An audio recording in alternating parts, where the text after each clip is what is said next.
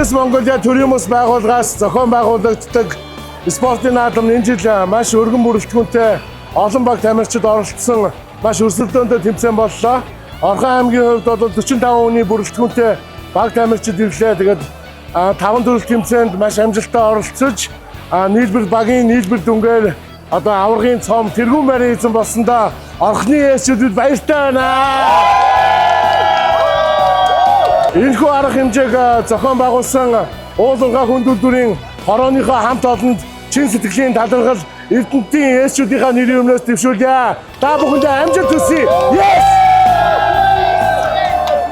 Yes Монголын 5 төрөл спортын наадам одоо 3 өдөр үргэлж сайхан одоо амжилттай оролцож Орхон аймгийг төлөөлж ирсэн залуучууд маань аваргын цомыг одоо өргөсөнд одоо туйлын их баяртай байна. Нийтдээ бараг 45 гаруй тамирчин ирж оролцож бүх төрөлтэй амжилттай орсон өдөр алтан цомын эзэн боллоо. Тэгээд нийт зохион байгуулсан уул уурхай хүнд өдрийн хороо болон нийт ЕС-зүүдтэй цаашлах нь ажил төвлөрөлт өндөр өсөнд амжилт хүсье өрөөе.